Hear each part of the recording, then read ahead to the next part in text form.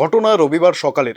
অরূপ বিশ্বাস নামক এক ব্যক্তিকে মারধর করে পুলিশের হাতে তুলে দেয় ভারতীয় মজদুর সংঘের জেলা নেতৃত্ব। অভিযোগ, মোটর স্ট্যান্ড এলাকায় দীর্ঘদিন ধরে তোলাবাজি চালাচ্ছিলেন অরূপ। টাকা না দিলে গাড়ির চাবি আটকে রাখতেন তিনি। রবিবার তাকে হাতে নাতে ধরে ফেলেন জেলা নেতৃত্ব, মারধর করে পুলিশে তুলে দেন। মোটর স্ট্যান্ড থেকে আমাদের ত্রিপুরা ইলেকট্রনিক রিক্সা শ্রমিক সংঘের নামে একটা চাঁদাবাজি করছে অনেকদিন ধরে। তারা আমরা হাতে নাতে ধরতে পারি না। এখন প্রমাণ সহ আমরা তারা ধরছি। ধরে আনার পরে আমরা এখন থানায় দিছি। তার নাম আমরা কেস দিই। কি নাম? তার নাম হলো অরূপ বিশ্বাস। আপনি কি করে? টমটমি চালায়, রিক্সা চালায়। বাড়ি কোথায়? বাড়ি আগরতলায়। অপরদিকে অভিযুক্তের দাবি, অবৈধভাবে টাকা তুলছে জেলা নেতৃত্ব। সেই কাজে বাধা দেওয়াতেই তাকে চক্রান্ত করে ফাঁসানো হয়েছে, যাতে বাধাহীনভাবে তোলা তুলতে পারেন ওপর মহলের নেতারা। ওনারা আমার বিরুদ্ধে একসাথে সঙ্গে অভিযোগ দিয়েছে আমি নাকি তোলাবাজি করি, চাঁদা তুলি, চাঁদা আদায় করি।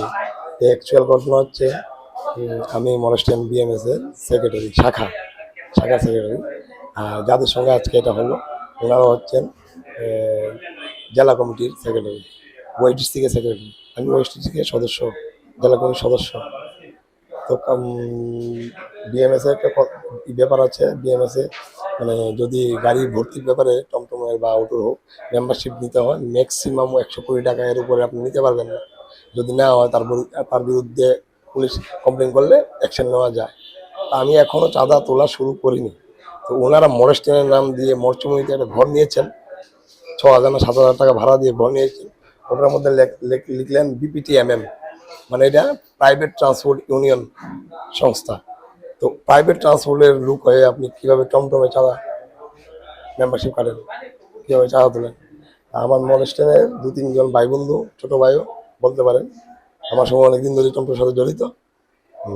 তারা আমাকে কালকেও বলেছে, পরশুও বলেছে, এর আগের দিনে বলেছে, বলে অরূপদা দেখুন মনেস্টেন গেলে মরচুমের বাড়িতে গেলে আমরা এখানে ধরে তারা এখানে বলে 370 টাকা, আর গড় বাবদ 200 টাকা, 570 টাকা দিয়ে ভর্তি করতে। শাখার মেম্বারশিপের কাজ আপনি ওয়েস্ট ডিস্ট্রিক্টের থেকে এসে আপনার সাহস দিচ্ছে কে?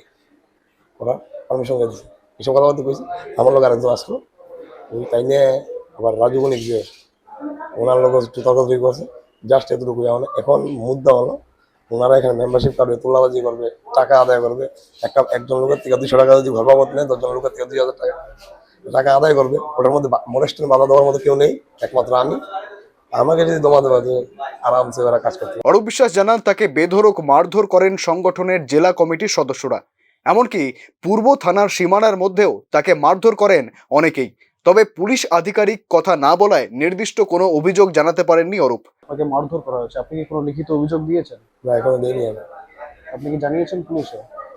আমাকে কিছু জিজ্ঞাসাও করা হয়নি, দাঁড়িয়ে রয়েছি। যখন এলাম তখন থেকে দাঁড়িয়ে। মারধরটা কি পুলিশের সামনেই হয়েছিল? পুলিশের সামনে, এখানে দুটো চট দিয়েছে একদম রাস্তার মুখে। বাকিটা হয়েছে আপনার আমরা মনেস্টেন যে চকট, ওই জায়গায় বিউসি উল্টা দিকে, মানে আমাদের থানার যে বুকটা আছে ওটা। অপরদিকে থানার অফিসার ইনচার্জের দাবি, তিনি এ বিষয়ে কিছুই জানেন না। অভিযোগ জানানো হলে তবেই তিনি আইন অনুরূপ ব্যবস্থা নেবেন। আচ্ছা, বিএমএস এর ঘটনাটা কি হয়েছে একটু যদি বলেন।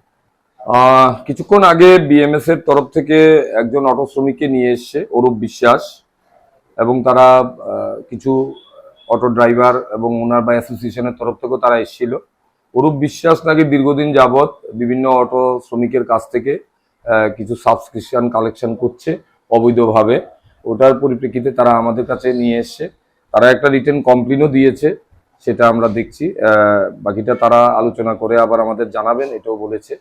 তো এখন আপাতত অরূপ বিশ্বাস আমাদের এখানে আছে, আমরা জিজ্ঞাসাবাদ করে দেখছি যে ঘটনার সত্যতা কতটুকু কি আছে। আচ্ছা স্যার, আউট অফ কিউরিওসিটি আমি জাস্ট একটু জানতে চাই যে রিসেন্টলি আমাদের union home minister mob lynching নিয়ে একটি প্রভিশনস নতুন অ্যাড করেছেন। তো আপনি কি জানেন মব লিঞ্চিং এর কি পরিপ্রেক্ষিতে বা মব লিঞ্চিং এর পরিপ্রেক্ষিতে পুলিশ কি ধরনের ব্যবস্থা গ্রহণ করতে পারে? এমন হলে আমরা কেস রেজিস্টার করি, তবে এখন পর্যন্ত আমাদের এখানে এমন কোনো কেস রেজিস্টার হয়নি। তবে এই যে আজকের যে ঘটনাটা বিএমএস এর, সেক্ষেত্রে আমরা কিন্তু ফুটেজে দেখেছি লোকটিকে মারধর করা হচ্ছে এবং তিনি যেমনটা জানালেন, এক্ষুনি আমাদের জানালেন যে এই থানার প্রেমিসিসের মধ্যেই কিন্তু তাকে মারধর করা হয়েছে, সেক্ষেত্রে কিন্তু মব লিঞ্চিং এর একটা কেস হয়। না, জানা নেই। আমি বাইরে ছিলাম যখন এসছে তারা, তারা আমাদের বলেও গেছে কেউ আমাদের এখানে তো কেউ মারেনি, রাস্তায় কি হয়েছে আমরা জানি না, আমরা ওনাকে জিজ্ঞাসাবাদ করব।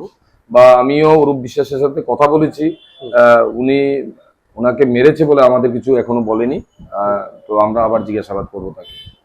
আচ্ছা, যদি সেরকম কোনো সত্যতা থেকে থাকে ঘটনা মব লিঞ্চিং এর, যেটা আমাদের কাছে ফুটেজ রয়েছে এবং স্পষ্ট দেখা যাচ্ছে তাকে মারধর করা হচ্ছে, তো সেক্ষেত্রে পুলিশ কি ধরনের ব্যবস্থা গ্রহণ করতে যদি পারে? এমন থাকে আমরা আইন অনুযায়ী ব্যবস্থা। যখন গণপ্রহারের মতো মধ্যযুগীয় বর্বরতার বিরুদ্ধে কঠোর আইন প্রণয়নে বদ্ধপরিকর কেন্দ্র সরকার, সেই সময়েই দাঁড়িয়েই প্রায়ই দেখা যায় কোনো ব্যক্তির বিরুদ্ধে কোনোরূপ অভিযোগ থাকলে আইন নিজের হাতে তুলে নেন জনগণ। শুরু হয় গণপ্রহার। কোনো ব্যক্তি দোষী না নির্দোষ, বা দোষী হলে তার কি সাজা হবে তা বিচার করা বিচার ব্যবস্থার কাজ। তবে আইন নিজেদের হাতে তুলে নেওয়া থেকে জনগণকে বিরত রাখতে প্রশাসনের ভূমিকায়ও হতাশ বুদ্ধিজীবী মহল। শুভেন্দু সরকারের রিপোর্ট, নিউজ নাও।